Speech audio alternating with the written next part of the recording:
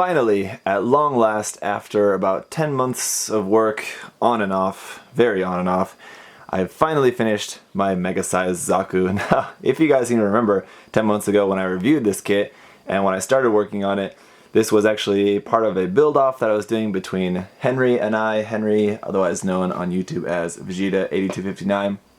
He finished his amazing Dokuro Zaku a long time ago. He put in a ton of work into his, so his was really awesome. I love how his came out as well.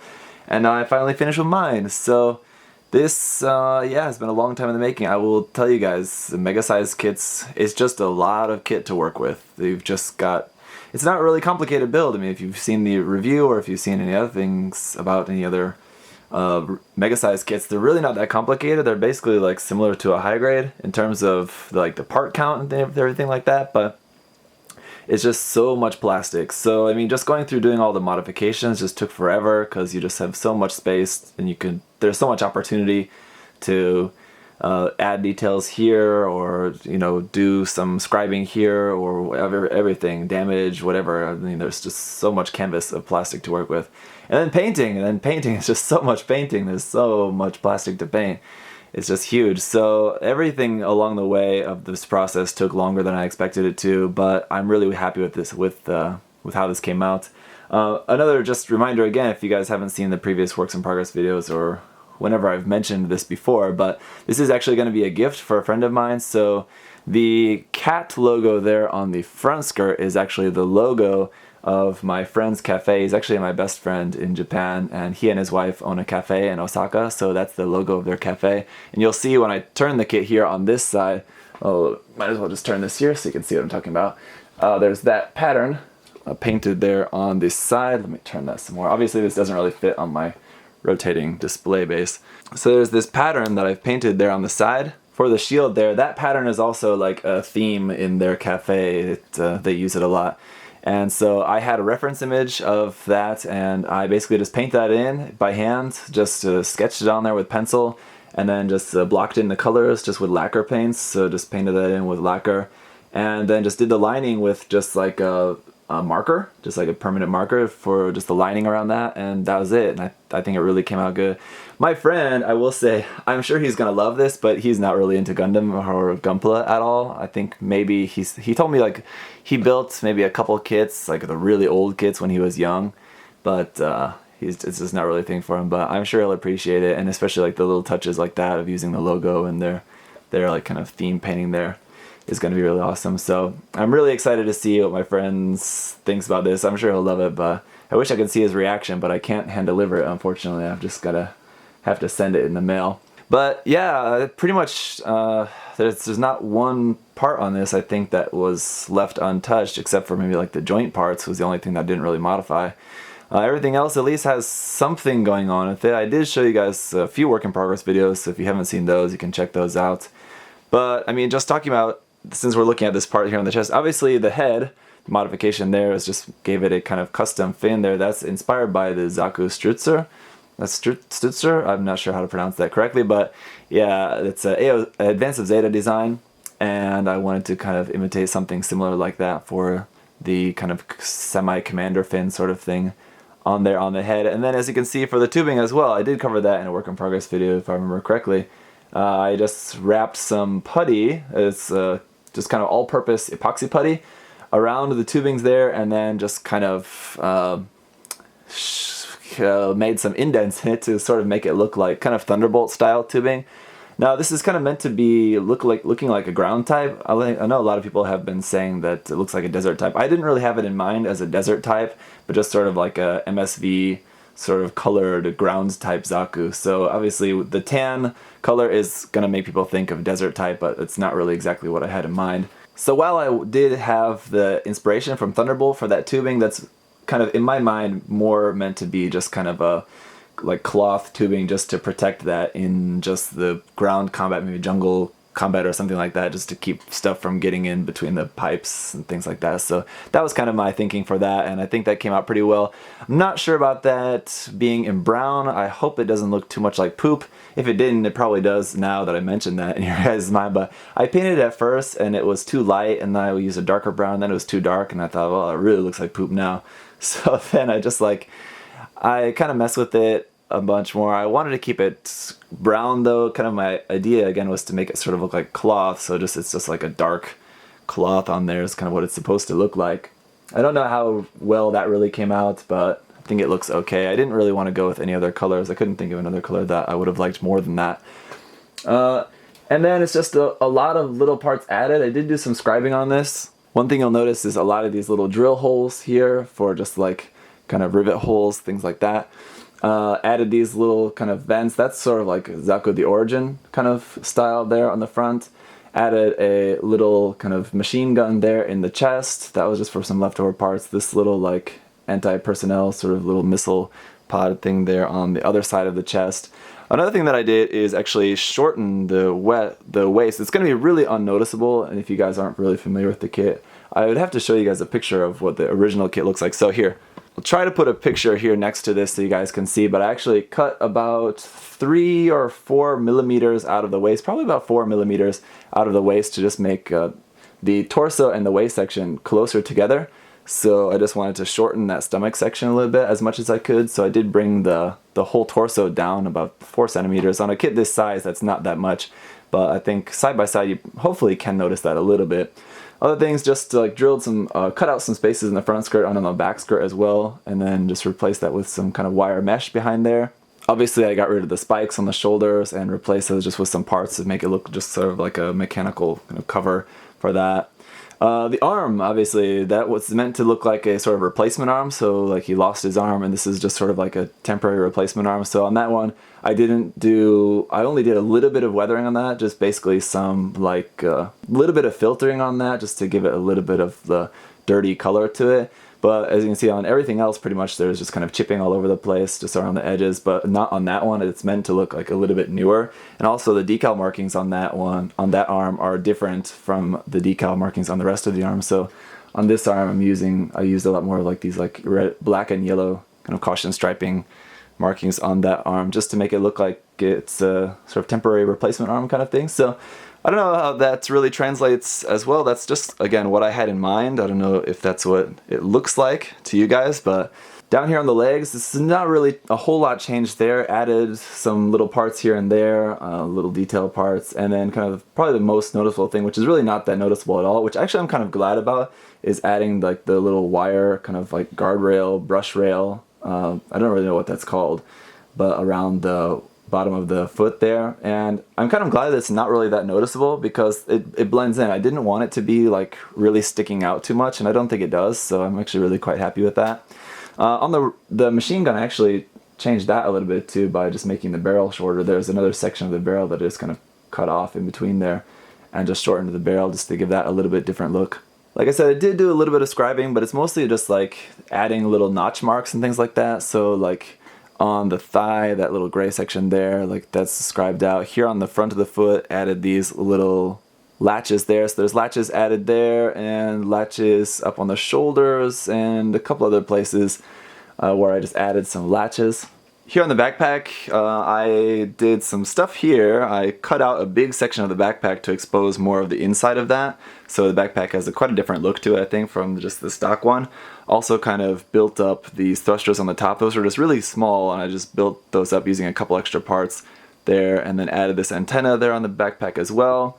The bazooka, I didn't really change anything on that physically. It's just painted. I didn't really do anything to modify the bazooka at all. Just one thing about the weathering, I think it's probably the weakest part of this kit. I don't know how to really say it. The weathering, I think, came out pretty well. It looks okay, but I definitely still have a lot to learn in terms of weathering. So, well, I think this is a pretty good attempt, and it's for a kit this big, you don't really have to be that good at weathering. I think you can get pretty sloppy with it, and just because of the sheer size of it, it's going to look kind of decent. But I definitely still have a long ways to go in terms of the weathering. But let me go know what you guys think. This is my first time actually weathering decals as well. On other kits where I had sort of dabbled a little bit in weathering, I hadn't really damaged any of the decals to make that sort of blend in as well. But on this one, I did go in and damage, just kind of scratch up some of the decals as well. And I think that definitely helped with the overall look of that. there, if you can see, under the Bazooka. And in a couple places on the kit, I did keep like some of the kind of classic Zaku marking of just the rank marking and the 06. So there's a 06 here on the back skirt and on the back of one of the elbows and on the front of one of the knees. On the front of on the knee there, it's actually all like almost completely scratched away. You can barely see it at all.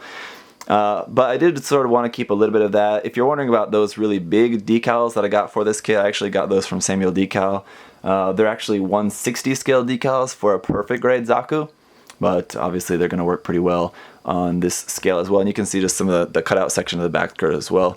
Under the Bazooka, that whole section is just kind of really hard to see. One thing that I will just kind of pat myself on the back about is I really love the color that the Bazooka came out. Really hoping you guys can see that well enough on camera, but it's in a different gray from everything else on the kit, and it's like in a much more warmer, slightly brownish gray color.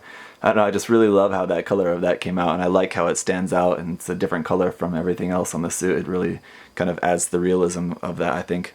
For the camera on the Bazooka, I did use some Aurora film for that. It doesn't lay quite flat, so it's a little bit messed up. I think I'm just going to live with that, because I tried it a couple times, put it on, it didn't come out right, take it off, put it back on, it didn't come out right, take it off.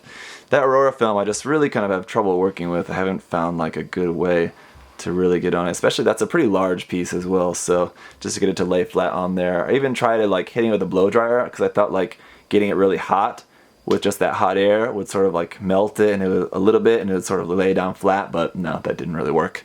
On the mono eye as well, it's using one of those circular Aurora stickers. Those are also really hard to get on, and I put that on at first and it was like not even close, and then took it off, tried again, and then took it off and tried again, and finally the third time it's like, okay, well, it's not really wanting to go on there really well, so I tried just putting some super glue. So it's supposed to be self-adhesive, but it just wasn't really working well, so I actually kind of super glued that circular Aurora sticker onto there, and that did help, actually, putting a little super glue on that somehow. So whatever, anyway, it's not perfectly clear, but again, for the size, I think it looks fine. So the nice thing about that is that it shines really bright in the light, and even without using an LED, it looks really bright in there. It almost looks like it's lit up with an LED, except that it doesn't have like the residual light like that you would see like bouncing on the other shapes like around there.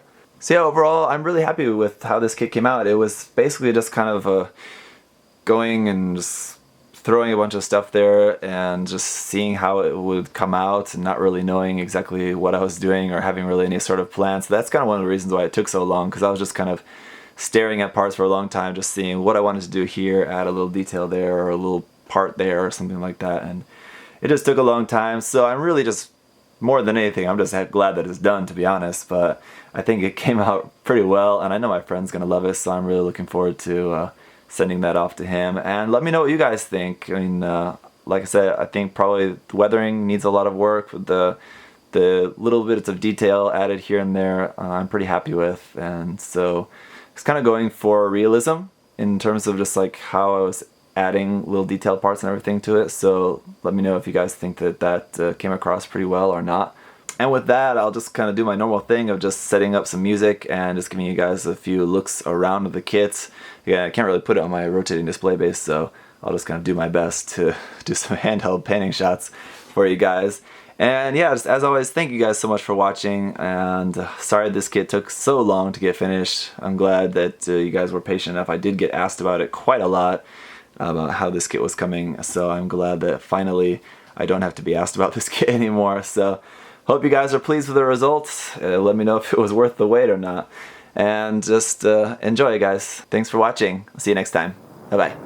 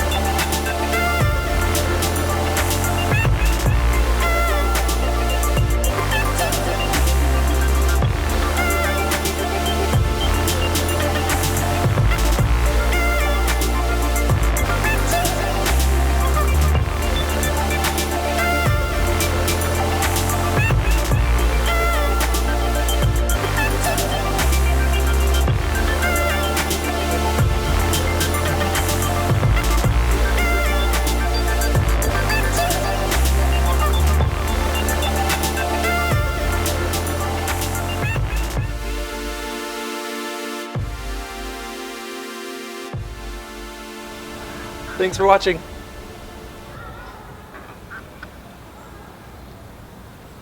See you next time.